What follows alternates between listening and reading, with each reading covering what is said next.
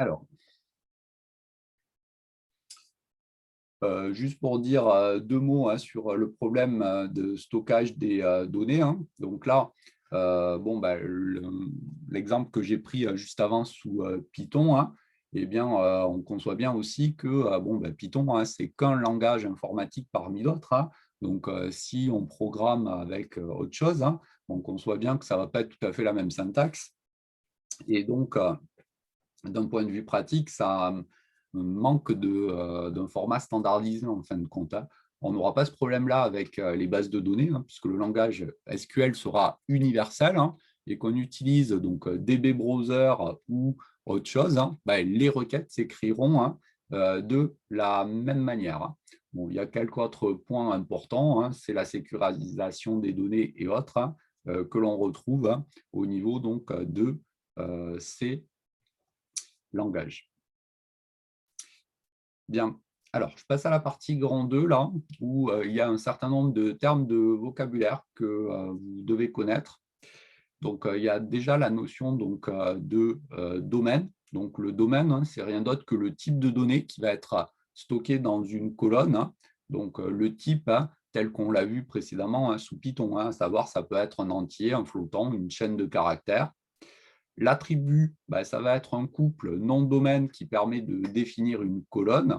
Donc, ça peut être, sur un exemple, là, eh bien, ici, l'attribut nom qui est de type ici chaîne de caractères. Donc, si vous avez en tête un petit peu la base de données que j'ai donnée précédemment, le domaine à proprement parler, on ne le voit pas directement si on regarde donc, la table, simplement parce que, eh bien, donc, au niveau donc, des différentes colonnes, ça n'apparaît pas explicitement. Alors, par contre, hop, si je reviens sur...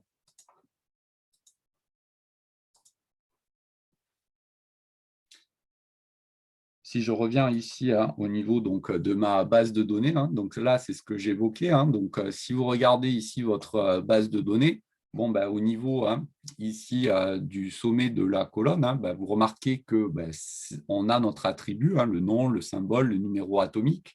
Donc là, j'ai bien donc, le nom. Par contre, le domaine, il n'apparaît pas explicitement à ce niveau-là. Alors bon, quand on regarde dans la table, on se rend bien compte que le nom, ça va être une chaîne de caractères, par exemple, le numéro atomique un entier et la masse atomique, c'est un flottant, mais ça, on ne le voit pas directement au niveau ici du titre de l'attribut de la colonne. Alors, pour autant, on peut avoir accès à ce type en regardant un autre endroit la plupart du temps, lorsque eh bien, on veut avoir le détail sur la structure de la base de données.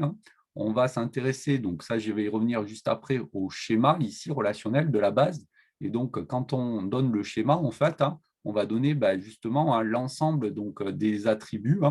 Et donc là, au niveau de l'ensemble des attributs, on aura bien en fait le symbole et le domaine associé. Vous remarquez que nom, c'est de type ici chaîne de caractères, le symbole également, le numéro atomique, c'est de type entier, la masse atomique de type décimal, etc. Donc là, vous avez explicitement l'attribut qui est défini de manière entière avec le nom et le domaine associé, ce qu'on ne voit pas directement au niveau donc, de la table en regardant ici eh bien, donc, la première ligne ici de ma table, même si en regardant la suite, on peut se douter un peu du type qui va être associé.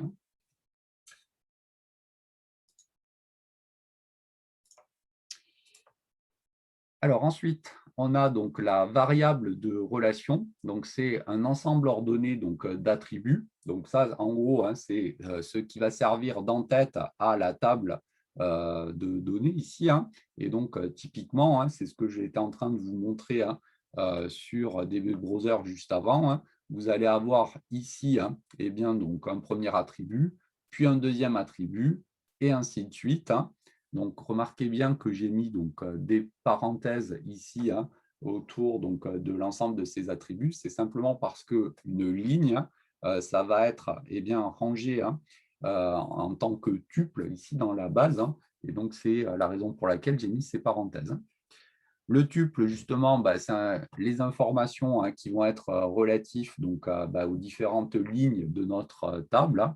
Donc là, on a un petit exemple où eh bien, nom, prénom, âge, etc., eh bien, vont prendre des valeurs particulières. Donc là, Bolt, Hussein, 30, Jamaïque. Et donc, c'est ces informations-là qu'on va ranger, donc ligne par ligne, eh bien, dans la table.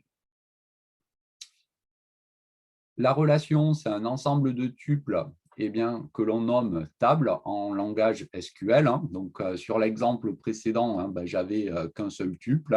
Lorsqu'on remplit la table, bien évidemment, on va en mettre tout un tas de tuples. Et donc, ce que l'on obtient donc, avec l'ensemble de ces tuples, eh bien, c'est la relation, autrement dit, la table en SQL. Bon, ça, c'est pour l'idée générale. Donc, ici, on a donc les attributs, si je résume, donc les attributs, c'est le nom en fait de la colonne auquel va être associé donc un type, et ensuite on va ranger donc des tuples ici ligne par ligne dans eh bien, donc, ma table, et donc justement l'ensemble de ces tuples, c'est ce qu'on va appeler communément la table en langage SQL. Bon, sur ce premier exemple que j'ai pris, on a quelque chose de relativement simple dans la mesure où eh bien, donc, on va avoir simplement une table, là en l'occurrence, une table qui va contenir le nom, le prénom, l'âge et le pays de différents sportifs. Bon. Après, dans la pratique, gardez à l'esprit que ce qui se cache derrière tout ça, c'est des problématiques de gestion de stock ou autres. Et donc, on conçoit bien que dès que eh bien, on va avoir donc, des choses qui sont plus réalistes, la plupart du temps, on ne va pas pouvoir ranger l'ensemble des informations dans une seule table, mais on va avoir plusieurs tables dans lesquelles on va avoir tout un tas d'informations.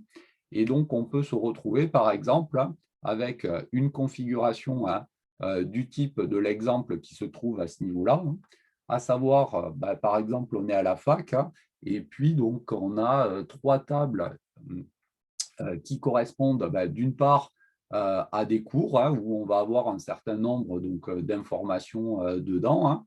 Une deuxième table avec bien, donc, des étudiants où là encore on a un certain nombre d'informations dedans.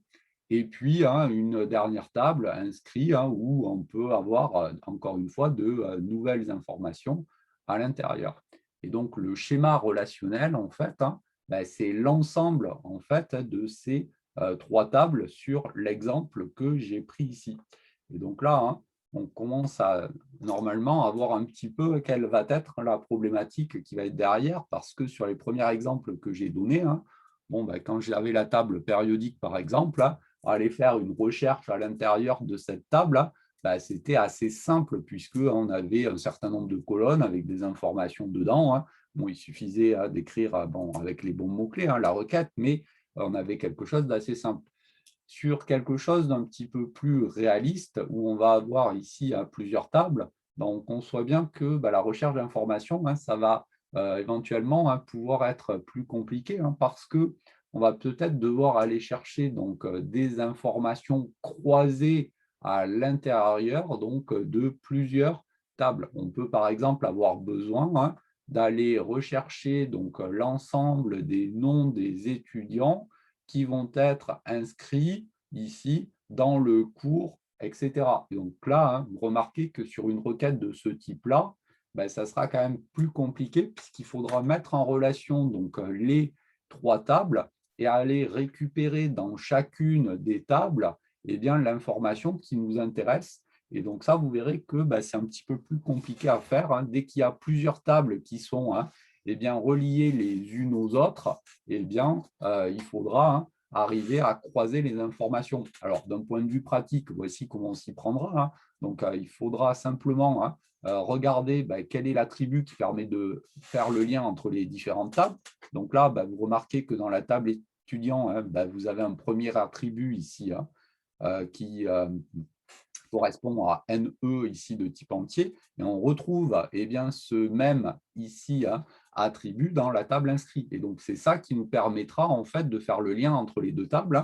Quand on s'intéressera par exemple à la recherche sur les deux tables, il faudra s'assurer que ces deux attributs ici sont les mêmes. Si on veut mettre en relation, par exemple, un nom avec une année au niveau de deux tuples différents, il faudra qu'on ait ici la même valeur pour ces deux attributs. Et pareil, si vous regardez par exemple la table du haut avec la table du bas, eh bien, on a cet attribut ici, nc.integer, ici, que l'on retrouve également eh bien, dans la table inscrite. Donc, on pourra faire un lien entre la table cours et la table inscrite par l'intermédiaire ici de cet attribut-là. Et donc, ça, c'est ce qu'on appelle le schéma relationnel de la base de données, à savoir, quand on a plusieurs tables, eh bien, il faudra que l'on ait des attributs communs à ces tables si on veut pouvoir faire des recherches croisées au niveau donc, de ces tables. Et ça, ça peut être plus ou moins facile à faire suivant la manière dont est construite la table et aussi suivant l'information que l'on cherche.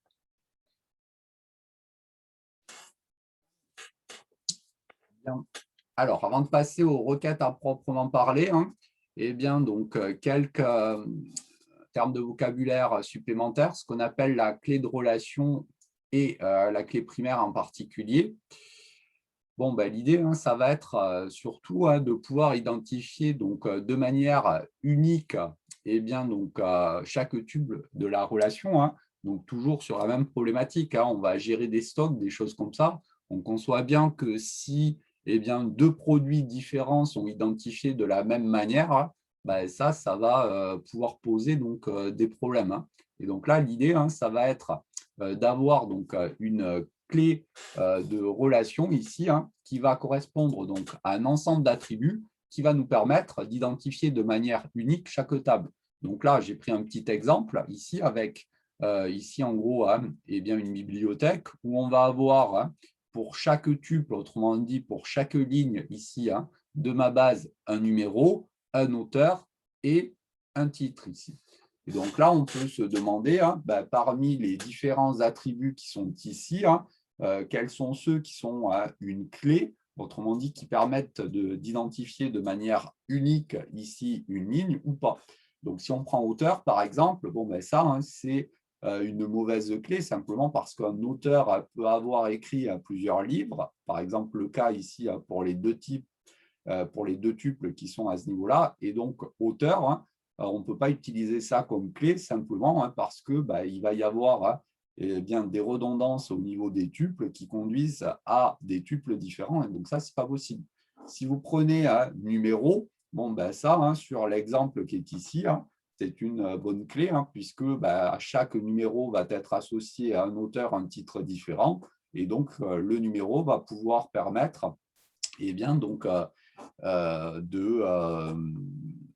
d'identifier de manière unique un tuple. On pourrait choisir comme clé sur l'exemple qui est ici un titre. Donc là, avec les 4 tuples que j'ai, tous les titres sont différents. Et donc, on pourrait utiliser sur cet exemple-là une clé. Alors après, il faut quand même prendre garde à cela, simplement parce que là, j'ai que 4 titres au niveau donc, de ma bibliothèque, mais on conçoit bien que dans l'absolu, prendre le titre d'un livre comme clé, ça ne serait pas une si bonne idée que ça, parce que des livres qui portent le même titre, eh bien, il y en a forcément. Et donc, même si sur ce petit exemple élémentaire, titre peut être assimilé à une clé, sur une base beaucoup plus grande, avec des auteurs beaucoup plus variés, on conçoit bien que justement, cet attribut titre, ça ne serait pas une si bonne clé que ça. Donc, ce qu'on pourrait choisir comme autre clé, c'est un couple auteur-titre. Vous voyez qu'on peut prendre également 2 attributs pour fabriquer notre clé de relation. Et donc là, on a une clé également, puisque en associant un titre et un auteur, on va avoir ici eh bien, donc, une identification unique. Et donc là, dans l'idée d'une base beaucoup plus grande et beaucoup plus variée, eh bien, cette association auteur-titre, ça serait sans aucun doute une clé beaucoup plus efficace que eh bien, le titre. Bon. Ce qu'on va appeler la clé primaire, c'est la clé qui va contenir un nombre minimal d'attributs. Donc, si on reste sur l'approche élémentaire de l'exemple précédent, eh bien, donc, on va avoir numéro et titre qui seront bien des clés primaires, hein, puisque vous remarquez qu'elles sont constituées d'un seul attribut. Par contre, hein, l'autre clé que j'avais choisie, auteur, titre, bah, ça ne sera plus qualifié de clé primaire, hein, simplement parce que bah, ça nécessite deux attributs, alors que eh bien, sur les deux clés primaires précédentes, il n'y en avait qu'un. Alors, lorsqu'on crée une base de données en langage SQL, hein, eh bien, c'est important en fait d'imposer donc cette clé primaire.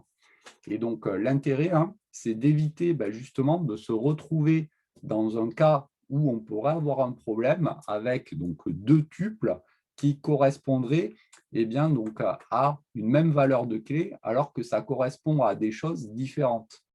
Donc, par exemple, là, sur l'exemple ici de la base de données là, avec des numéros d'étudiants, de cours, etc., hein, eh bien, donc, la clé primaire hein, permet, lorsqu'on va rentrer donc, les informations ici dans la base, de ne pas avoir donc, deux lignes identiques qui correspondraient, par exemple, à deux étudiants différents qui seraient donc référencés de la même manière dans la table. Et c'est pour ça que la clé primaire, en fait, elle est importante dans une base de données. Hein. C'est simplement pour pouvoir justement éviter les redondances et avoir donc des problèmes ensuite lorsque eh bien, on va faire donc, de l'information là-dessus. Donc, sur le schéma relationnel hein, que j'ai donné au départ, là, avec ici hein, mes tables et entre parenthèses ici hein, les schémas relationnels associés, bah, vous remarquez qu'il y a ici hein, eh bien, un petit trait hein, sous les deux attributs que l'on retrouve à ce niveau-là. Donc, ça, c'est assez standardisé également en termes de notation. C'est simplement hein, pour indiquer hein, la clé primaire associée eh bien, à chacune de ces deux bases. Donc, vous remarquez que la troisième base ici hein, ne possède pas de clé primaire. Ça peut parfois arriver hein, au niveau d'un schéma relationnel qui comporte plusieurs bases. Donc, si eh bien, donc, au niveau de la construction de la base, il est impossible d'avoir une redondance d'informations hein, pour obtenir différents tuples en fait, hein, avec les mêmes références. Bon, ben, la clé primaire hein, n'est pas indispensable. Autrement dit, là, si les deux premières bases sont correctement hein, créées avec une clé primaire, hein, après inscrit, qui va permettre de faire le lien entre les deux bases, en gros, hein, eh bien, ne nécessite pas forcément hein, de clé primaire. Monsieur? Oui. Du coup, dans certains cas, on aura des clés primaires avec 2 éléments, du coup? Alors, oui, oui, hein, donc là, on est sur des exemples excessivement simples, hein, mais gardez à l'esprit que, encore une fois, hein, donc, ça, c'est utilisé pour de la gestion de stock, etc. Hein, donc, on peut avoir souvent hein, des clés primaires qui sont constituées de deux, voire trois attributs, hein, sans aucun souci. L'idée la plus importante étant surtout hein, de ne pas arriver avec deux lignes, deux tuples qui correspondent à deux produits différents. Sinon, c'est la catastrophe pour l'entreprise hein, s'ils n'arrivent pas à identifier quelle est la teneur de leur stock et compagnie. Donc, oui, ça, on peut très bien avoir deux, trois ou quatre colonnes hein, qui correspondent à la clé primaire. Après, disons, hein, si on arrive à avoir donc, une clé primaire à une seule colonne, après, malgré tout, c'est quand même plus simple à traiter. Mais on peut tout imaginer, tout dépend hein, de la taille de la table, en fait. Hein. D'accord, merci. Bien, donc les clés étrangères, quant à elles, hein, bon, bah, c'est ce qui permettra donc, de faire la jointure entre les différentes tables. Donc ça, vous verrez hein, un petit peu plus loin hein, à quoi ça correspond. Hein. Donc, je ne sais pas si j'aurai le temps aujourd'hui, sinon on le fera la semaine prochaine. Mais en gros, hein, c'est ce qui permet donc, de basculer d'une table à l'autre en étant sûr bah, de faire une bonne association. Hein. Donc ça, j'y reviendrai lorsque je parlerai de la jointure un petit peu plus loin. Bien, alors on en arrive à proprement parler donc, aux requêtes. Donc, c'est vraiment la partie qui va être importante donc, pour nous, hein, cette partie 3 et puis donc, tout ce qui va suivre. Donc là, hein, la plupart donc, des requêtes, je vais les illustrer là, sur la table BBC là, que je vous ai donc, envoyée juste avant. Hein. Donc, vous pourrez vous amuser à taper les requêtes en direct, voire en écrire d'autres. Donc, la table BBC, c'est une table qui contient en fait tout un tas d'informations. Donc, les principaux attributs, je vous les ai remis ici. Vous avez un nom du pays, une région du globe associée, une surface, une population, un PIB, etc. Bon, et donc là, l'idée, on va regarder de manière un petit peu plus précise comment aller récupérer de l'information à l'intérieur. Donc, la première requête, on ne peut pas faire plus simple, c'est d'afficher la table précédente. Donc, quand on dit afficher la table précédente, autrement dit, on va afficher l'ensemble des lignes ici de la table. Et donc, ça, c'est ce qu'on va appeler une projection. Donc là, attention, il va y avoir deux termes qui vont se ressembler, la projection et la sélection. Et donc là, il faut faire attention. Et simplement parce que ici, je vais faire une projection à l'aide du mot-clé select. Et après, on va faire une sélection. Mais le mot-clé, ça ne sera pas select, justement. Donc, attention de ne pas vous laisser abuser par le mot-clé. Là, c'est comme ça, il faut faire avec. Select, attention, c'est une projection, ce n'est pas une sélection. Donc, projeter, ça veut dire afficher en quelque sorte. Et donc, là, si on veut afficher l'ensemble de la table, eh bien, on projette l'ensemble de la table. Donc, ici, la petite étoile, ça signifie simplement projette l'ensemble des tuples, donc c'est l'étoile, from, donc de la table BBC. Et donc, après, vous avez le point virgule. Alors, pour ceux qui ont installé DB Browser ici et qui testent quelques requêtes, hop, je rebascule un petit instant sur DB Browser. Soyez pas étonnés si, alors je ouvre l'autre table pour le coup. Qu'est-ce que j'ai fait? Fermer. Ouvrir. Donc, soyez pas étonnés. Donc là, j'ai mis justement la table dont je suis en train de parler. Si vous faites une requête, donc si je tape ici,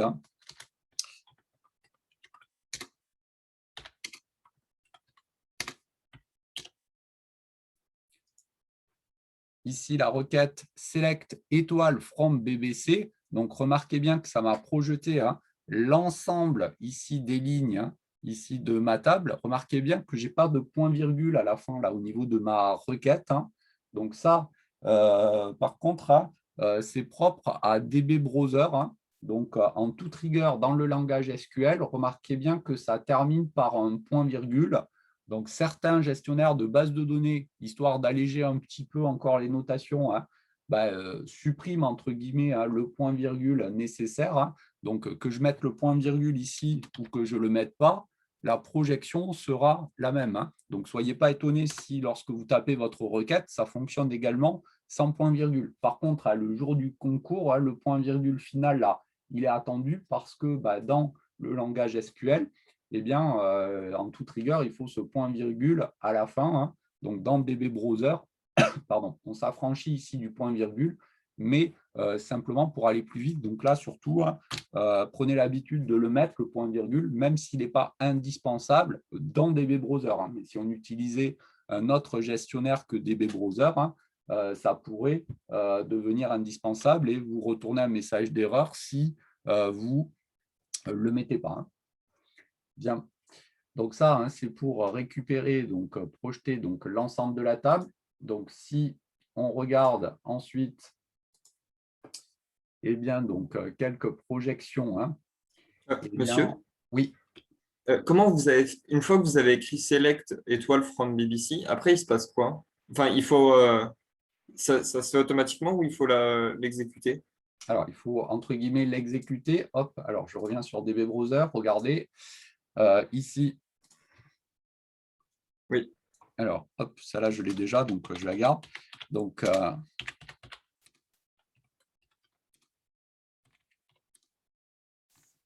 Donc ici, si je veux projeter l'ensemble des noms ici des pays de la table BBC, vous cliquez sur la petite flèche qui est ici là.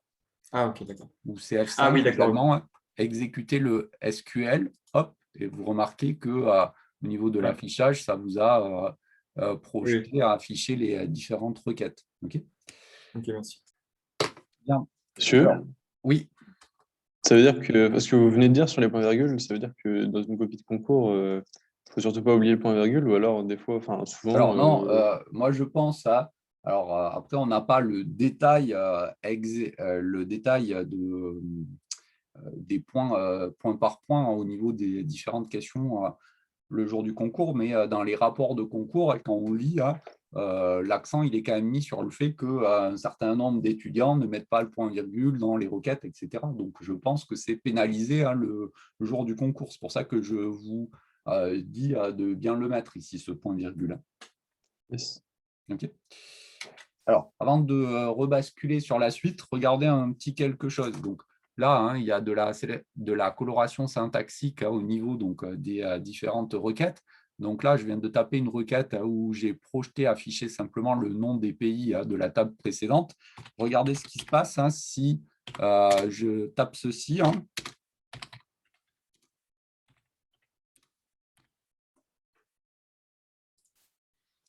Donc ici, j'ai projeté l'ensemble des pays de la table BBC, donc ça m'a bien affiché, projeté l'ensemble des tuples de la base. Remarquez bien que sur la dernière requête que j'ai écrite, eh bien, donc, j'ai tout mis en minuscules ici. Donc, le langage SQL n'est pas sensible à la casse. Donc, que vous mettiez des minuscules ou des majuscules, eh bien, on a donc le même résultat au niveau donc, de ma ligne 5 ici et de ma ligne 1 au niveau des requêtes. Que je mette select en majuscule, from en majuscule ou pas, j'obtiens bien la même chose. Donc, le langage SQL n'est pas sensible à la casse. Alors, en général, par convention, et on écrira malgré tout plutôt la requête avec les mots-clés en majuscule. Et puis, donc, tout ce qui est attribut, nom des bases, etc., en minuscule. Donc, ça, c'est une convention. Donc, les majuscules ici pour les mots-clés et des minuscules pour les différents attributs, les noms des bases, les contraintes qui vont suivre derrière, etc. Donc, ça, c'est assez conventionnel, même si, encore une fois, ça fonctionne en termes de requête si vous ne respectez pas, parce que, contrairement à Python où eh bien, donc, on a une majuscule qui n'est pas interprétée de la même manière qu'une minuscule en termes de variable. En langage SQL, ce n'est pas sensible à la casse. Les majuscules, les minuscules, c'est la même chose. Mais la convention, c'est celle que j'ai écrite ici en dernière ligne, les mots-clés en majuscules, et puis tout ce qui est attribut de la base, ici minuscule. Okay. Bien. Alors, quand on regarde eh bien, donc, le programme, eh bien, donc, en toute rigueur, vous devez savoir écrire également donc, les requêtes dans le langage de l'algèbre relationnelle. Alors, ce que j'entends par Monsieur, là, oui. ce que vous venez de faire tout de suite dans votre base de données, quand je le fais, on n'a pas la même syntaxe. Peut-être, bon, je sais pas si mon truc il marche ou il marche pas. C'est-à-dire, J'ai mon BBC qui est en violet comme ça, comme votre nom, je sais pas pourquoi. Ouais. alors après, moi, j'avoue, j'ai pas la dernière version de DB SQLite. J'ai la version, je ne sais plus combien, j'ai celle de l'année dernière. Et j'ai vu qu'en l'ouvrant là tout à l'heure, on me proposait une mise à jour. Alors, c'est peut-être lié au fait qu'on n'est pas sous la même version. Et généralement, quand les syntaxes, c'est pour spécifier quoi? Quand on met select from, là, c'est en bleu foncé. Et quand on met BBC comme ça, ça devient bleu clair ou un truc comme ça. Alors là, C'est c'est pour. simplement en fait pour voir les mots-clés. En fait, tous les mots-clés vont se colorer syntaxiquement de la même manière. Select, from, where, un peu plus loin, join, etc. Donc tous les mots-clés, en fait, vous verrez qu'ils ont la même couleur. C'est un peu comme sous Python, en fait. Quand vous tapez sous Piso, la coloration syntaxique permet donc au premier coup d'œil de voir la structure du programme avec de manière à voir si c'est bien indenté, etc. Donc là, c'est le même principe. Donc, suivant la version que vous avez peut-être pas tout à fait les mêmes couleurs, mais normalement, vous devez avoir les mots-clés tous de la même couleur. C'est ça qui est important, c'est pour bien voir la structure de la requête, puisque, disons, bon, là, on est pour l'instant encore sur quelque chose de simple, mais vous allez voir qu'au fur et à mesure qu'on va avancer dans le cours, on va rajouter des mots-clés supplémentaires. Et donc, les requêtes qui, là, tiennent en 4 mots, pourront parfois aller jusqu'à 2 ou 3 lignes. Donc, c'est pour bien voir la structure de la requête, quoi. Alors, je reviens à ce que j'étais en train de dire là sur cette notion de langage de l'algèbre relationnelle. Donc, je vous disais, donc, sur les programmes, il est indiqué que vous devez savoir écrire les requêtes également en algèbre relationnelle. Honnêtement, les concours ils sont en place là sur les nouveaux programmes d'informatique et les bases de données, en particulier depuis 2013. Jusqu'à présent, je n'ai jamais vu donc, de questions spécifiques à ces notations sur l'algèbre relationnelle. Alors, je ne dis pas pour autant qu'il ne faut pas savoir le faire.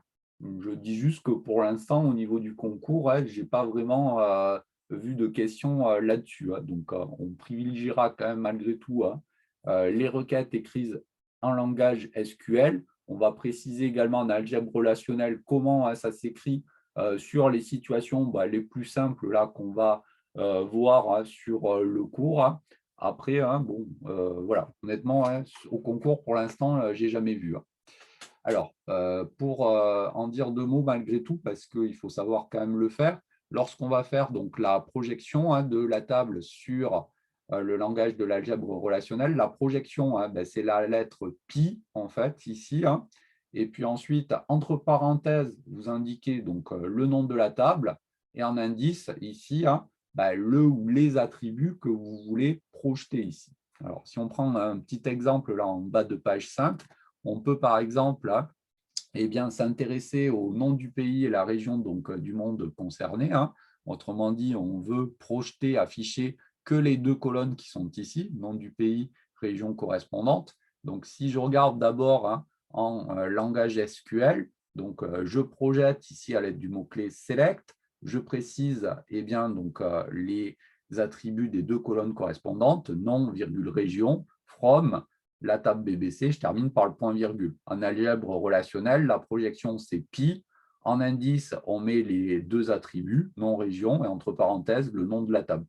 Okay, donc ça, on peut éventuellement vous le demander. Après, je vous dis, pour l'instant, au concours, je n'ai jamais vu. Bien. Alors, un petit peu moins important, mais ça peut parfois être utile. Donc, par défaut, les résultats ils sont toujours classés en fait, par ordre ascendant du premier attribut de la première colonne. En fait.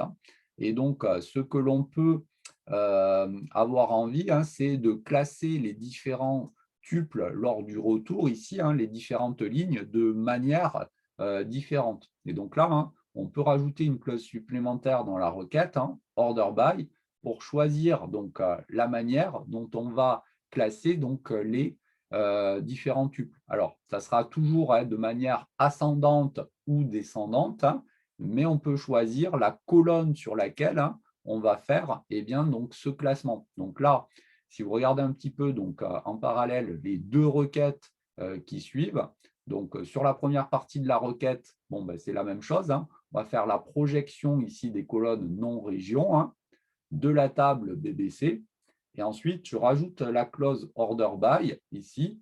Et je vais donc, dans la première requête, choisir de les classer par région. Et donc là, remarquez bien que j'ai simplement noté order by région, simplement parce que par défaut, c'est classé par valeur ascendant ici, lors de l'utilisation de cette clause de manière suivante. Si vous voulez que ça soit classé de manière descendante, il faut rajouter à la fin le mot-clé des, D-E-S-C, si vous voulez que ça soit descendant. Alors, si on regarde un petit peu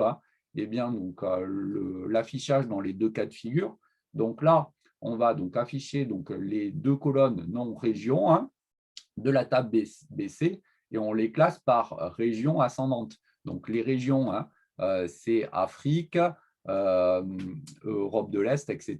Et donc, quand on met région ascendante, vu que c'est une chaîne de caractères ici, eh bien, ça va classer les chaînes de caractères par valeur croissante. Et autrement dit, les valeurs croissantes, ça regarde la première lettre, si c'est un A, ben, c'est prioritaire, puis ensuite, ça sera un B, etc. Et en cas d'égalité, ben, ça regarde le deuxième caractère et ainsi de suite. Donc, c'est une comparaison sur le premier caractère et en cas d'égalité, ben, ça va au deuxième, au troisième, au quatrième, etc. au besoin. Donc, ça, c'est pour la première requête. Au niveau de la deuxième requête, bon, ben là, je fais un classement order by non, autrement dit, sur la première colonne que je classe de manière descendante. Donc là, ben, voici le retour correspondant. Et donc, vous remarquez que ça commence par les pays qui commencent par un Z. Et en cas d'égalité, c'est typiquement le cas de figure entre le Zimbabwe et la Zambie. Et bien, donc, ça regarde le deuxième caractère. Comme on est ici par un classement descendant, le Zimbabwe sera affiché avant la Zambie. Okay, donc là, vous remarquez qu'au fur et à mesure, on va enrichir nos requêtes. Donc, on a commencé par simplement select from. Là, vous remarquez qu'on rajoute un order by et au fur et à mesure, on va rajouter d'autres mots-clés, mais la structure, ça sera un peu toujours la même. Bien. Lorsqu'on fait une requête, sur tous ces premiers exemples que j'ai pris, j'ai simplement fait une projection, un affichage des colonnes telles quelles, j'ai envie de dire, sans faire d'opération sur ces colonnes. Ce qu'on peut avoir envie de faire, c'est par exemple afficher un certain nombre d'informations, par exemple le nom du pays et la région du globe, mais également avoir accès au nombre d'habitants par kilomètre carré du pays correspondant. Alors, le problème, c'est que dans la base qui vous est fournie ici, il n'y a pas de colonne qui correspond à cette densité d'habitants ici. Bon, par contre, dans la table, on a deux colonnes, une qui correspond à la population et une qui correspond à la surface correspondante. Donc, pour ceux qui n'ont pas la base sous les yeux, je vous rappelle la table, voici comment elle est construite. Elle a 5 colonnes ici. Et vous remarquez qu'en particulier, il y a une colonne, un attribut population et un attribut surface également. Et donc, vous remarquez qu'en divisant ici la population par la surface, je peux avoir la densité ici d'habitants au niveau du pays. Et ça, on peut le faire directement au niveau de la requête de manière très, très simple. Donc, si on regarde la requête correspondante, déjà en SQL, on va faire la projection à l'aide du mot-clé select, ici, du premier attribut, le nom, la région, et ensuite, je peux lui demander de nous afficher ici une autre colonne qui va correspondre au rapport population sur surface. Et donc là, ça va simplement nous calculer justement la densité ici de population et nous l'afficher dans une nouvelle colonne. Bon, après, il y a bien sûr from BBC pour finir avec le point-virgule, mais lorsque j'exécute la requête, voici ce que ça affiche. Donc, même si cette colonne, cet attribut-là n'existe pas dans la base de départ, vous remarquez que c'est très facile de le faire apparaître en indiquant ici dans notre requête que l'on veut population sur surface. Au niveau de l'algèbre relationnelle, on a une syntaxe analogue, le pi, la projection, ici les deux premiers attributs, l'attribut population sur surface, donc densité de la table BBC. Et donc, c'est pour ça que c'est important et intéressant ce langage SQL.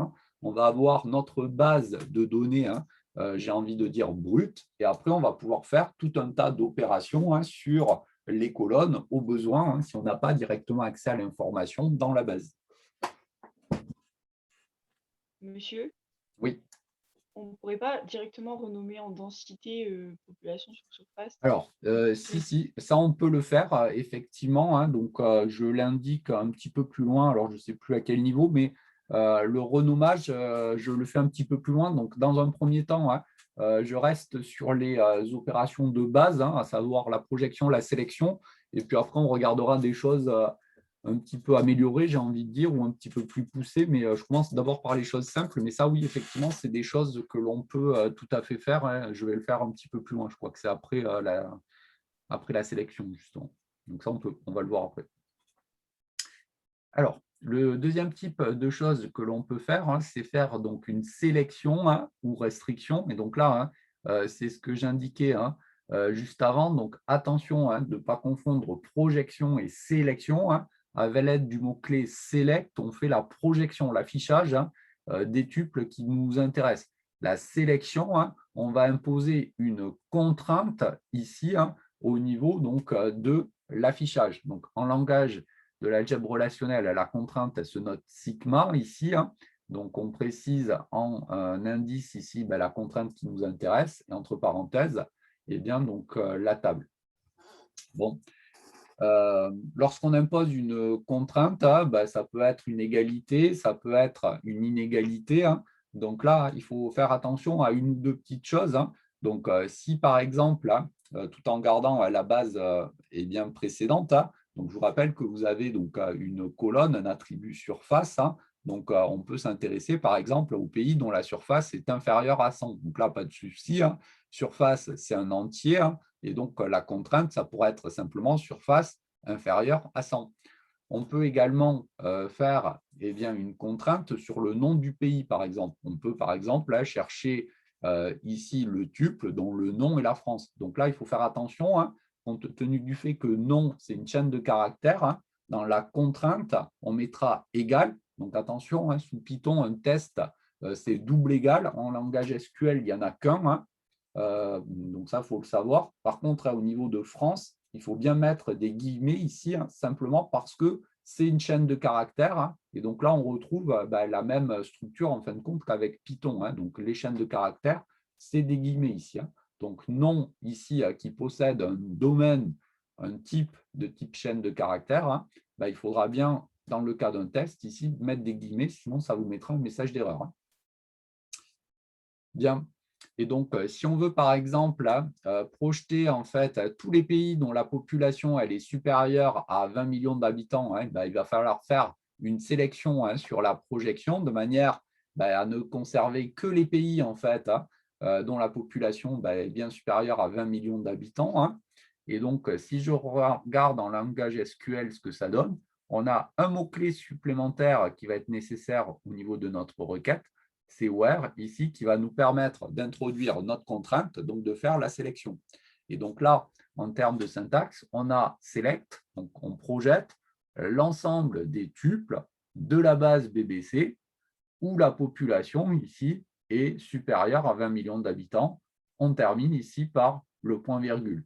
Au niveau de l'algèbre relationnelle, on a quelque chose d'analogue avec sigma, la contrainte, et entre parenthèses, ici, le nom de la table. Donc, vous remarquez que ce langage SQL, il est quand même relativement naturel, puisque quand on lit la requête, on demande de faire en gros ce qu'on demanderait à l'oral. Donc, projette l'ensemble des tuples de la table BBC où la population est supérieure à 20 millions d'habitants. Donc, sur des requêtes, disons, élémentaires, j'ai envie de dire, il faut vraiment aller chercher des points le jour du concours, simplement parce que ça ne présente aucune difficulté. Alors après, quand il y a plusieurs tables, qu'il faut faire des jointures ou autres, c'est ce qu'on verra après, c'est différent. Mais en tout cas, sur ces premières requêtes élémentaires, vraiment, tout le monde doit y arriver à ça.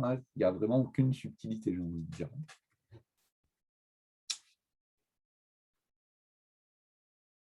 Je vous ai pris donc un exemple supplémentaire. Donc, on veut sélectionner tous les pays dont le nombre d'habitants au kilomètre carré est supérieur à 200.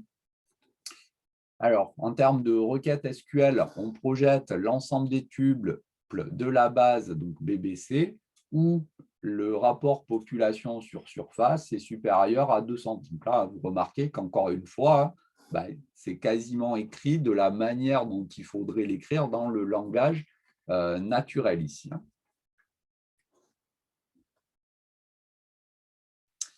Bon. Au niveau, ici, les premiers exemples que j'avais pris, remarquez bien que j'affichais à chaque fois l'ensemble ici du tuple de ma base.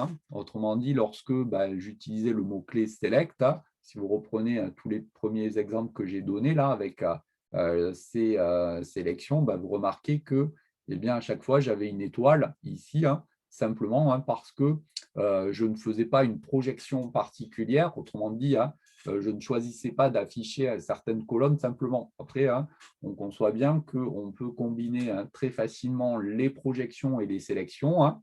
Donc là, bon, bah, il suffit de combiner en algèbre relationnel le pi et le sigma, et il en est même au niveau donc, de la requête SQL. On peut par exemple choisir d'afficher donc le nom du pays, la région du monde et le rapport population sur surface, dont les pays ont une densité qui est supérieure uniquement à 200. Alors ici, hein, si on regarde au niveau de la requête, on projette donc nom, région, densité, donc le rapport population sur surface, de la table BBC, où le rapport population sur surface est plus grand que 200. Donc on a quelque chose d'analogue avec l'algèbre relationnelle.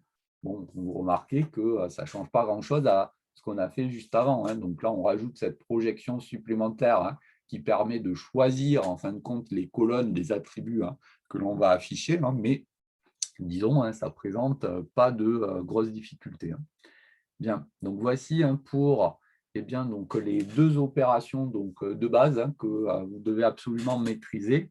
La projection à l'aide du mot-clé select ici, et puis la sélection, la contrainte à l'aide du mot-clé where. Des questions là-dessus? Alors, si on continue, alors votre camarade a parlé de renommage juste avant, donc c'est à ce niveau-là que je l'ai mis. Donc, vous remarquez que ce rapport à population sur surface, c'est rien d'autre qu'une densité. Et donc, si on a besoin en fait d'utiliser cette colonne à plusieurs reprises pour faire, je ne sais pas trop quoi d'ailleurs, eh bien donc on peut faire un renommage en fait d'un attribut A, un attribut B, ce que l'on peut schématiser d'un point de vue de l'algèbre relationnelle de la manière suivante. On a la lettre ρ ici, et on va donc renommer donc l'attribut A en B dans la table. Et donc là, si je reprends ici un exemple précédent, à savoir, on souhaite projeter, afficher le nom du pays, la région du monde et la densité ici correspondante. Vous remarquez que par rapport aux exemples précédents que j'avais donnés, où on avait écrit population sur surface, remarquez ici que donc, cette fois-ci, l'attribut s'appelle densité. Donc, au niveau de la requête, donc, je projette nom, la région, et ensuite le rapport population sur surface, comme ici, donc j'ai mon mot-clé as ici, un nouvel attribut que j'appelle densité de la table BBC. Bon, alors ça, on pourrait se dire, bon, en fin de compte, ça ne sert pas à grand-chose, c'est simplement pour, entre guillemets, faire plus joli. Alors en fait, pas tout à fait quand même, parce que là, au niveau de ce renommage, bon, ben oui, là, sur une application aussi simple, c'est simplement pour avoir densité écrite ici à la place de population sur surface. Mais imaginez derrière que si on rajoute une sélection où donc, je choisis par exemple d'afficher que les pays dont la densité est supérieure à 100, à ce moment-là, ma contrainte where peut porter directement sur ce terme densité sans avoir à reporter, à réécrire population sur surface. Et donc, ça donnera une syntaxe qui est un petit peu plus compacte, en gardant toujours pareil à l'esprit, que là, on est encore sur des requêtes relativement simples, on n'a qu'une seule base, etc. Mais imaginez qu'on peut avoir plusieurs tables, qu'il faille aller chercher de l'information dans différentes tables, etc. Et donc, si on a des opérations plus complexes, simplement ici qu'un rapport simplement de deux attributs l'un sur l'autre, un renommage de ce type-là, ça peut être intéressant de manière à ne pas avoir une grosse formule où on aurait le rapport de deux attributs multipliés par un nouvel attribut que l'on divise par 10 000 pour, etc. etc. Donc, ce renommage ici, sur cet exemple-là, c'est simplement effectivement pour avoir quelque chose d'un peu plus explicite dans mon affichage, mais gardez à l'esprit qu'après, si on fait d'autres opérations derrière, des contraintes ou autres, ça sera pratique d'utiliser ce terme densité. Bon, Ensuite, il y a des opérations plus mathématiques, j'ai envie de dire, hein. Donc, c'est l'utilisation, hein, de l'union, l'intersection en particulier, hein. Donc, l'union, hein, c'est l'ensemble des éléments, hein, qui appartiennent donc, donc, à un premier ensemble ou au deuxième ensemble ou aux deux, hein. Donc, pour cela, hein, vous allez voir qu'en termes de requêtes, il y a deux syntaxes différentes. Donc, il faut connaître, hein, les deux, hein. Donc, on prend un petit exemple, toujours sur la même base pour illustrer ça. Donc, on peut, par exemple, ici, s'intéresser simplement aux pays européens ou africains, hein, de ma base de données. Alors, je vous rappelle, hein, ce n'est pas un « ou » exclusif, hein, parce que sinon, ça n'afficherait pas grand-chose, hein. C'est l'un ou l'autre ou les deux, hein. Donc là, ça va nous afficher à la fois les pays européens et africains, en fin de compte, hein. Donc, comme sur le petit exemple de retour qui est ici. Alors, au niveau, hein, de l'algèbre relationnelle, hein, c'est simplement une union, hein, au sens mathématique du terme, hein. Il suffit simplement de préciser notre contrainte, à savoir que la région, c'est Europe ou Afrique. Donc attention, hein, à ce que je disais tout à l'heure, la contrainte, une seule égalité ici, hein, et puis des guillemets, puisque région est de type, son domaine est une chaîne de caractères. Bien, donc là, deux requêtes possibles, hein. Alors, il n'y a pas une syntaxe qui est mieux que l'autre, hein. Il faut connaître les deux. Donc, vous pouvez utiliser le mot-clé union ici, hein, pour faire en fait, hein, une union entre deux requêtes. Une première requête qui porte sur une contrainte ici sur la région Europe et une deuxième requête qui porte ici, hein, avec une requête sur une contrainte, pardon, sur la région Afrique. Donc là, j'ai envie de dire rien d'extraordinaire au niveau donc, de cette requête, en fin de compte, puisqu'on va projeter l'ensemble ici des tuples de la base BBC, où la région est Europe, et on va faire une union avec l'ensemble ici des tuples de la base BBC, où la région est Afrique. Bon, ce que l'on peut faire également, hein, c'est une requête à l'aide du mot-clé « OR ». Donc là, vous remarquez que c'est un tout petit peu plus compact en termes de syntaxe, simplement, hein, parce qu'on projette l'ensemble des tubes de la base BBC, où la région est Europe ou Afrique. Vous remarquez, hein, que bien évidemment, hein, ça revient strictement au même. Dans le même ordre d'idée, eh bien, donc, il y a ici l'intersection, hein. Donc, on va, eh bien, pareil, hein, avoir quelque chose d'analogue avec deux mots-clés différents, hein, soit intersect, soit and. Donc, pareil, je prends un petit exemple. On peut, par exemple, s'intéresser aux pays européens qui ont moins de 50 millions d'habitants, hein. Non, pardon, ayant au moins 50 millions d'habitants, hein, donc plus de 50 millions, hein, parce que je ne comprenais pas le résultat, j'avais mal lu, hein, au moins 50 millions d'habitants, pardon. Donc ici, hein, si on regarde en langage SQL, donc, on peut écrire, eh bien, donc, deux requêtes différentes ici, avec les deux contraintes qui nous intéressent, à savoir la région Europe et la population qui est supérieure à 50 millions d'habitants. Il suffit de faire une intersection ici entre ces deux requêtes ici. Ou alors, hein, vous utilisez une requête unique avec une projection de l'ensemble des tubes de la base BBC. Et là, vous mettez à l'aide du mot-clé « where » ici les deux contraintes dont vous faites l'intersection à l'aide du mot-clé « and » cette fois-ci. Donc, encore une fois, hein, quelque chose, hein, d'analogue du point de vue des deux requêtes, l'algèbre relationnelle, hein, on utilise l'intersection ici, hein, entre nos deux ensembles.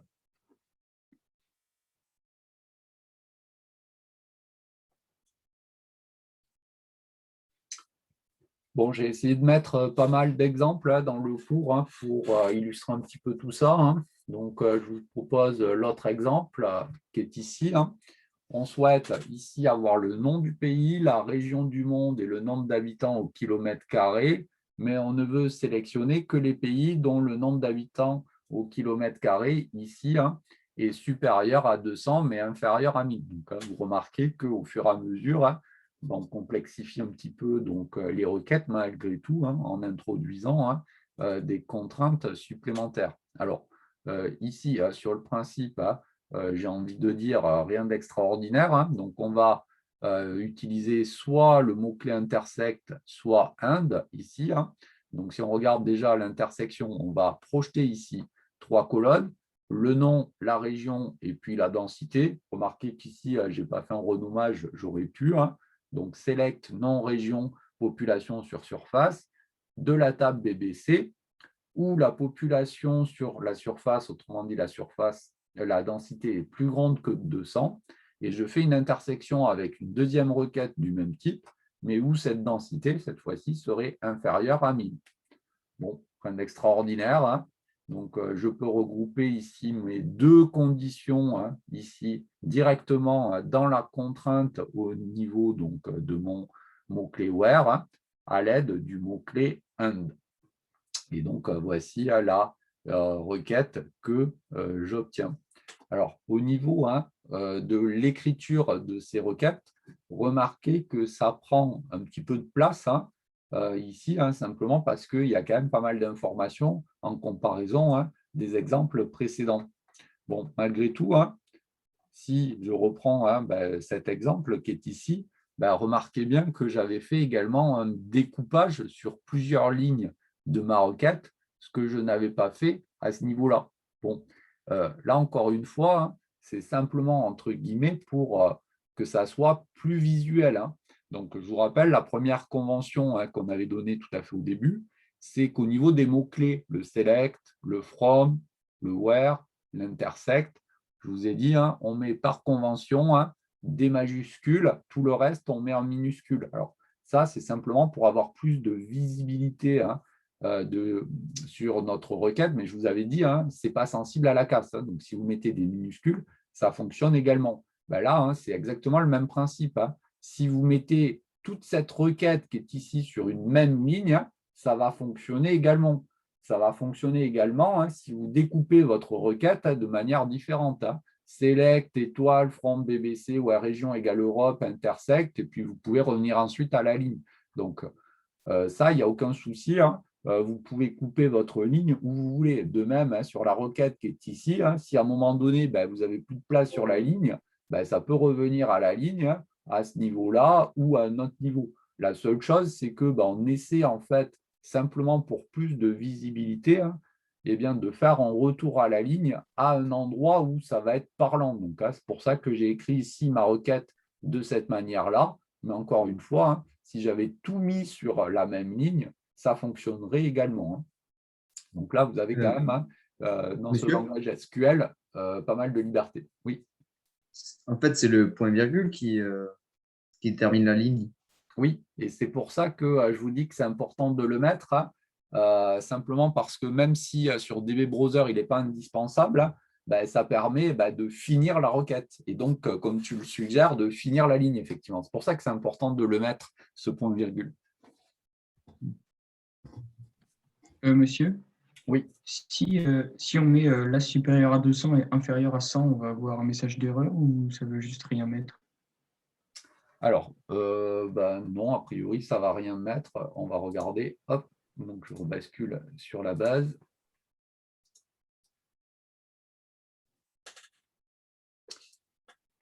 Alors, hop. Donc, tu mets supérieur à 200. C'était quoi ta question? C'était supérieur à 200 et Si par exemple on se trompe et qu'on met supérieur à 200 et inférieur à 100 au lieu de mettre inférieur à 1000. Ok. Là, a priori, ça va simplement rien retourner du tout. Donc, ça ne met pas un message d'erreur. Ça vous met simplement 0 enregistrement. Ok. Donc, un message d'erreur, c'est par exemple, donc là, je remets mon 1000, mais au lieu de mettre un where ici, mettons par exemple, là, hop, je me trompe, je mets un P à la place. Donc là, vous remarquez que sur ce nouvel exemple-là que j'ai pris, donc remarquez bien que j'ai mis un P à la place d'un E. Donc là, vous remarquez que la coloration syntaxique prend tout son sens, parce que les mots-clés, vous remarquez bien qu'ils sont tous de la même couleur. Là, ce where-là, où je me suis loupé, lui, il n'est pas de la même couleur. Mais si on ne s'en rend pas compte lorsqu'on tape la requête, ce n'est pas très, très grave. En bas, ça vous marque syntaxe error. Et donc, vous remarquez qu'il y a un problème ici. mais non, non, hein, si on se loupe et qu'on met 100 à la place de 1000, bon, ben, simplement, hein, ici, une intersection qui va être vide, hein, donc 0 résultat. C'est l'ensemble vide au sens mathématique du terme. D'accord.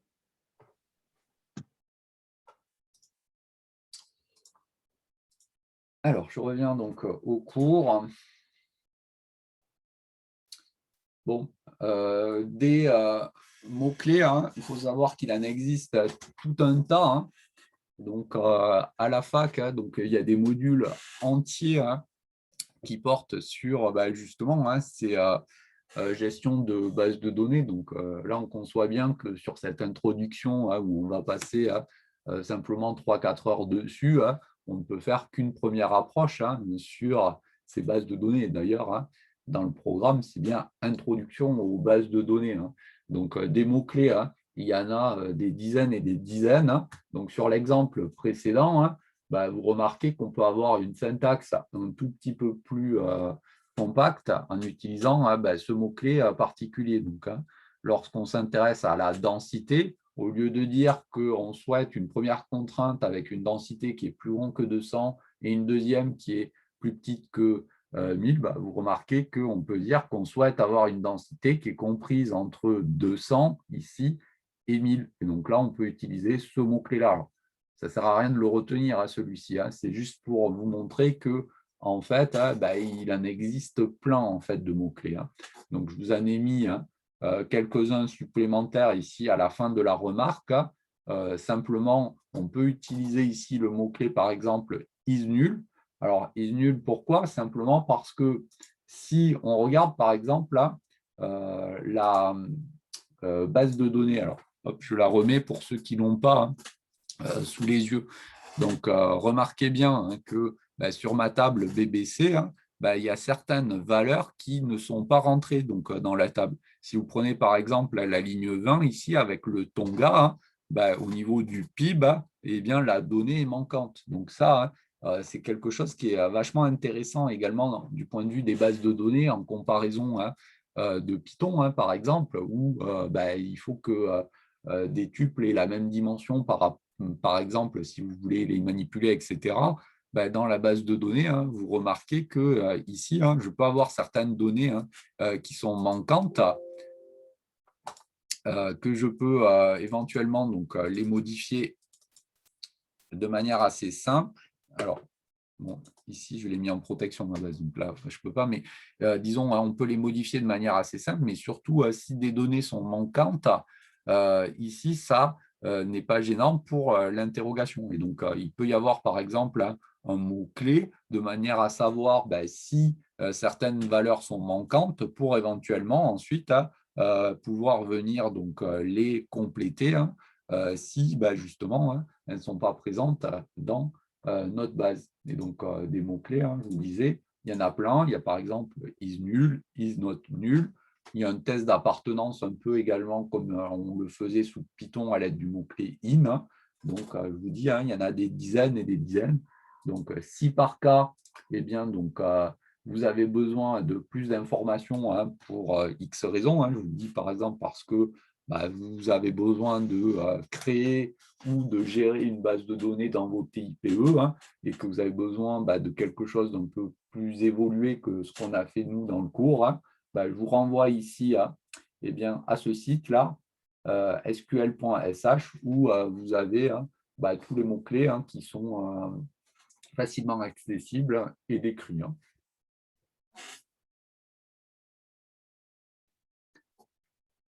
Bien, donc là, hein, je vous ai mis un autre petit exemple là, où, par exemple, on s'intéressait au cas de figure que j'évoquais, hein, à savoir une condition hein, sur le fait que la donnée PIB ne soit pas hein, rentrée dans la base. Hein.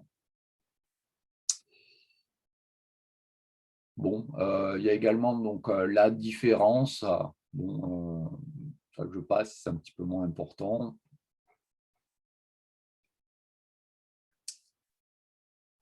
Alors, on en arrive hein, à des choses qui vont être un tout petit peu plus subtiles. Hein. Donc, c'est la jointure entre deux tables, en fait. Donc là, sur ces premiers exemples que j'ai pris, hein, c'était assez simple, simplement parce qu'on n'avait qu'une seule table, hein, et donc on allait aller faire de la recherche dans cette table unique, soit par des projections, soit par des sélections, soit en combinant les deux, hein, mais on n'avait qu'une seule table. Là où ça va se compliquer un petit peu, hein, c'est s'il y a deux tables. Et donc là, hein, on va commencer par introduire donc, le produit cartésien. On va voir d'une part que ça se fait assez facilement, hein, avec nos requêtes SQL, mais on va voir aussi que ça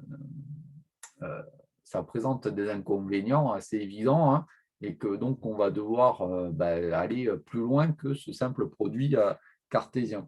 Donc ici, hein, si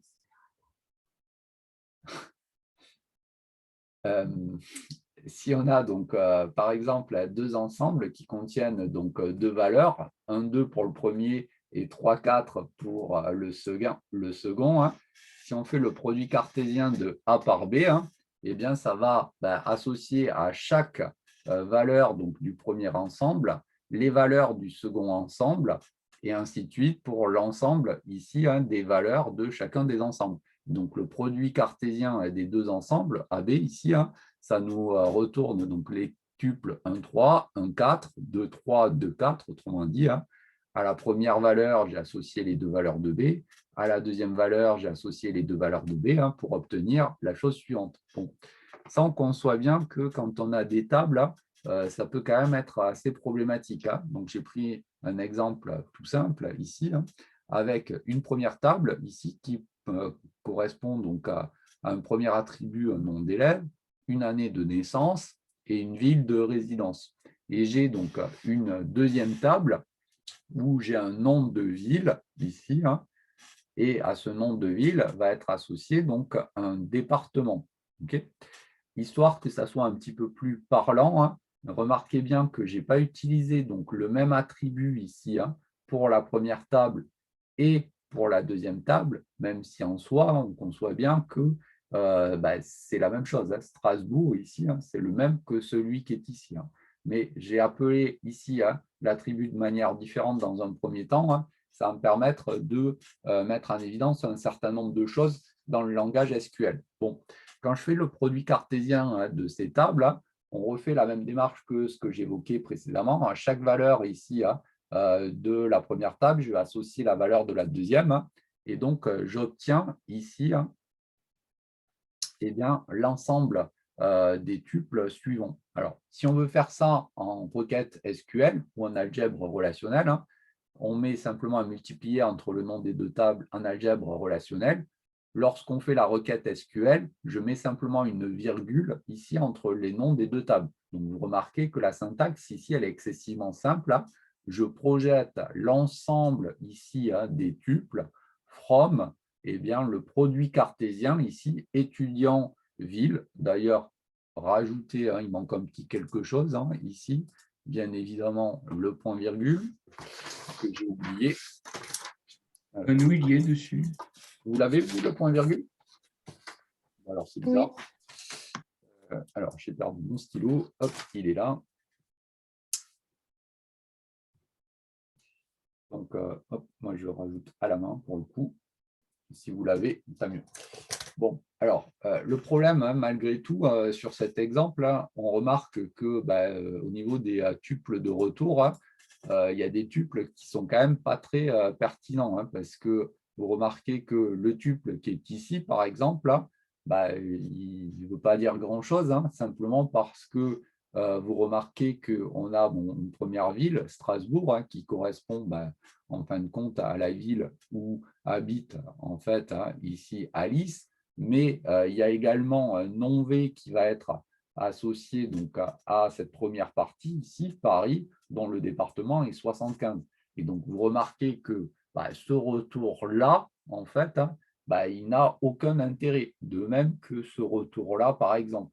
Et donc ça, c'est la limite du produit cartésien, c'est que quand on fait un produit cartésien, hein, il va y avoir en fait tous ces résultats ici, hein, qui ne vont pas être pertinents. C'est ça qui va distinguer en fait le produit cartésien donc d'une jointure, hein, à savoir dans la jointure, hein, juste avant de revenir un petit peu sur ce qui précède, eh bien, donc, on va supprimer dans la jointure, en fait, ces résultats-là qui sont non pertinents pour ne conserver eh bien, que les résultats pertinents lorsqu'on va faire le produit cartésien ici de nos deux tables. Et ça, c'est la différence entre le produit cartésien et la jointure. Dans le produit cartésien, on obtient en fait tous les tuples, mais parmi tous ces tuples, certains ne vont pas forcément être intéressants parce que non pertinents. Et donc, dans la jointure, on va ne conserver que en fait, les tuples pertinents en éliminant, en fin de compte, les autres. Alors, ici, pour bien voir comment ça fonctionne dans un premier temps, eh bien, ici, on va avoir la colonne ville, ici, et la colonne non-ville, qui va avoir des noms différents pour bien faire attention à ce point-là. Et puis après, vous verrez qu'on pourra travailler éventuellement dans des tables avec des noms identiques, bien que les tables soient différentes. Ce n'est pas problématique. Mais là, l'idée, en fait, c'est de rayer les tuples qui sont ici. Autrement dit, on va simplement eh bien, sélectionner uniquement les tuples dans lesquels on aura ville et non-ville qui seront les mêmes. Donc, une fois qu'on a dit ça, j'ai envie de dire, on a à peu près tout dit, simplement parce qu'il suffit simplement, lorsqu'on va faire le produit cartésien ici de nos deux tables, eh bien, d'indiquer en contrainte, là, en l'occurrence, qu'on veut que ville et non-ville soient le même, sinon, on ne veut pas du résultat. Alors, ce que l'on a en algèbre relationnelle ici, vous remarquez, ça se complique un tout petit peu parce qu'il y a tout un tas de façons de noter ce que je viens de dire. Donc, ici, on va avoir ici eh bien, donc, les deux tables. Donc, on va faire le produit cartésien de ces deux tables. On peut noter ça de tout un tas de manières, mais compte tenu du fait qu'on va rajouter une contrainte pour avoir la jointure, eh bien, on a trois notations possibles que j'ai regroupées à ce niveau-là. Alors, la plus parlante, c'est la dernière, c'est celle qui est ici, en mon sens, même si les deux autres syntaxes veulent dire exactement la même chose. Donc, on fait le produit cartésien des deux tables, et on va rajouter une contrainte, donc sigma. Cette contrainte, sur notre exemple, ça sera simplement qu'on souhaite que les deux villes soient identiques, sinon on raye. Okay. Bien, donc ça, lorsqu'on fait ça, d'un point de vue pratique, on n'obtiendra que les trois tuples qui se trouvent à ce niveau-là. Bon, là, j'ai résumé un algèbre relationnel. Ce qui m'intéresse plus, c'est le langage SQL. Bon, ici, deux façons de procéder pour écrire cette requête. Il faut, c'est pareil, vous avez les points-virgules sur votre feuille? Oui, monsieur. Oui, on les a. Alors, je ne sais pas pourquoi, moi, je ne les ai pas. Oui, dites-moi, il y avait quelqu'un qui avait une question? Non? Alors, au niveau de la requête SQL, je vous dis, il y a deux constructions possibles. Il faut connaître les deux. Donc, une construction en termes de produit cartésien, donc directement liée à ce que j'ai dit avant, et puis une requête avec une construction avec le mot-clé join on. Donc, je vais y revenir après. Je commence par le produit cartésien. On verra sur des exemples un peu plus loin que la construction en join on ici, la plupart du temps, elle est quand même un petit peu plus pratique que le produit cartésien. C'est pour ça que j'ai commencé par celle-ci.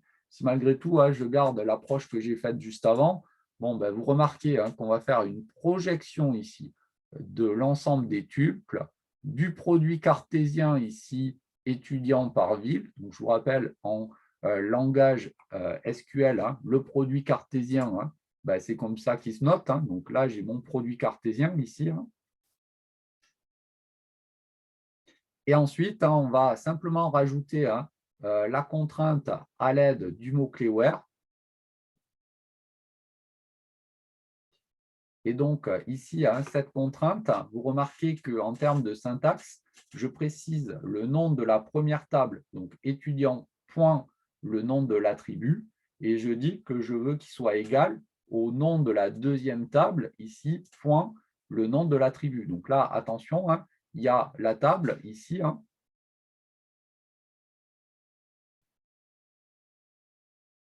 et ici, c'est l'attribut.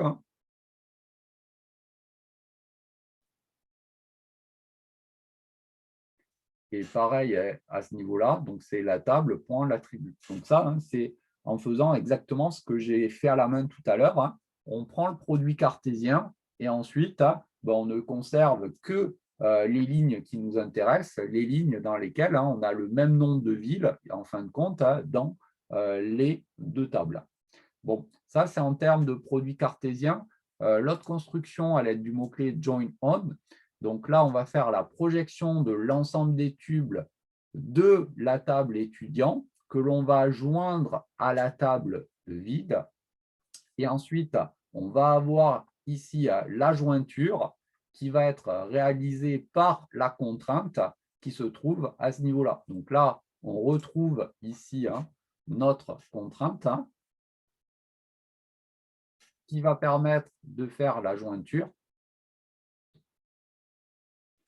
Mais en termes de syntaxe, c'est exactement ce que j'ai dit à l'oral, à savoir on projette l'ensemble des tuples de la table étudiante que l'on va joindre à la table vide ou la contrainte et qu'on souhaite avoir le même nom de ville dans les différents tuples. Okay.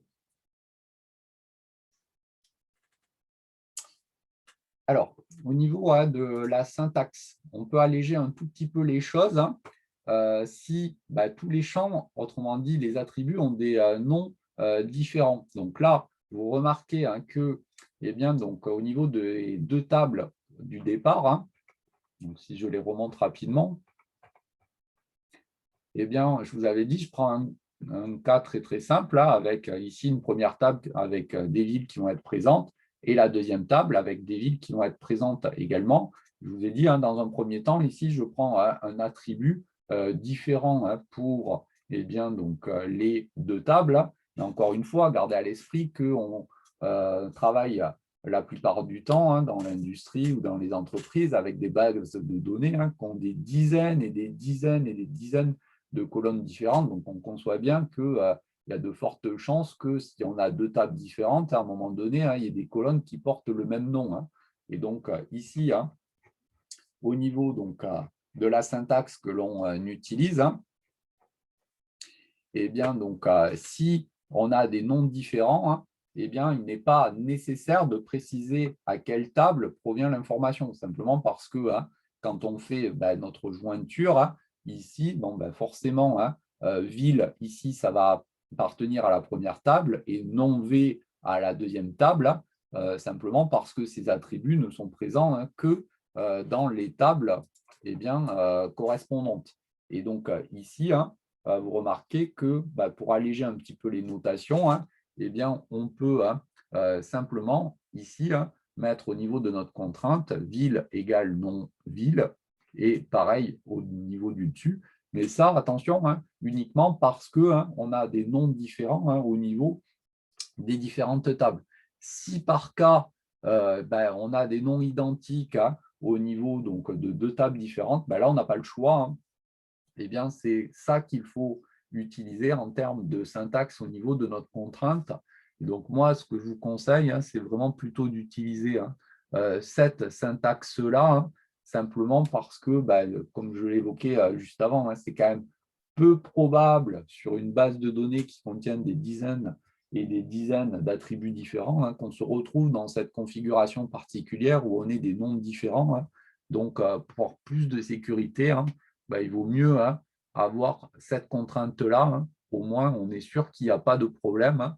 On associe donc à un attribut particulier le nom de la table correspondante et comme ça, au moins, il n'y a pas de souci. Sinon, ça peut vous retourner un message d'erreur.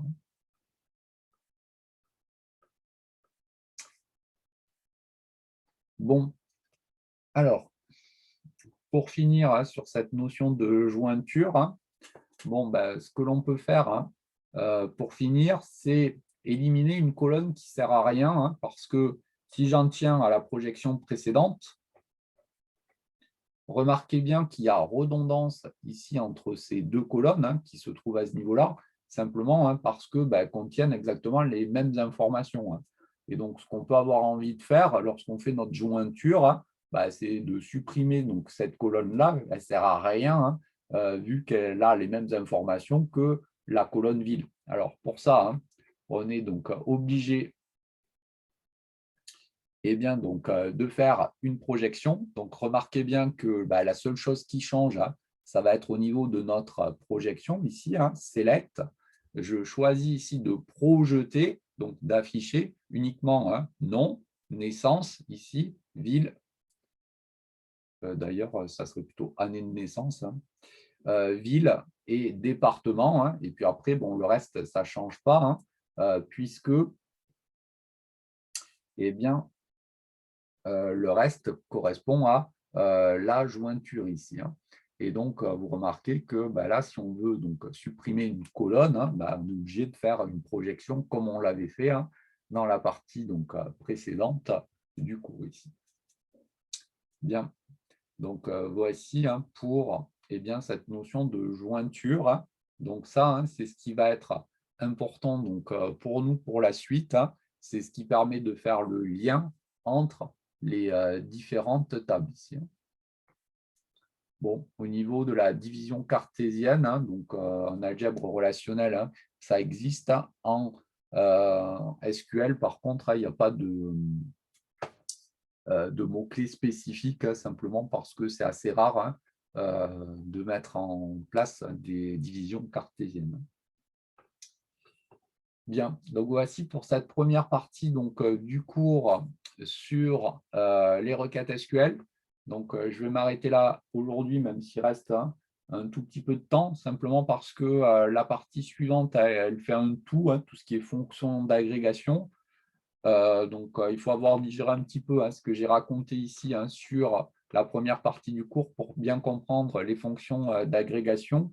Donc, les fonctions d'agrégation, hein, comme son nom l'indique, on va agréger en fait hein, différentes colonnes en fait en faisant des calculs dessus. Hein. Donc, vous verrez hein, ce que j'entends par là donc, la semaine prochaine. Hein.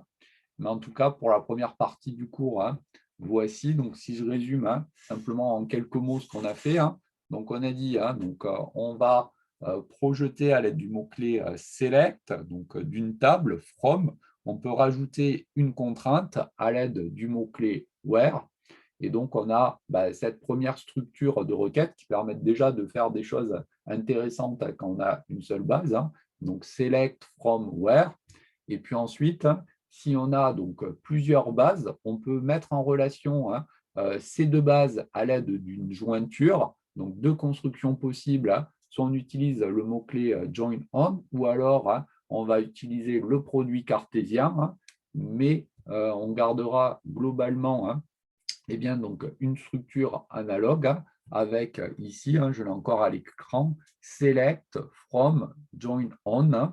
Et donc, je vous ai dit, hein, c'est plutôt hein, cette construction-là que l'on privilégiera simplement parce que si on veut faire de l'agrégation derrière, c'est en gros la partie du cours qui nous reste, ça sera plus pratique d'avoir ce type de construction hein, que ce type de construction avec le where, même si en soi on peut faire la même chose, hein, mais vous verrez, hein, on privilégiera ici hein, cette construction-là.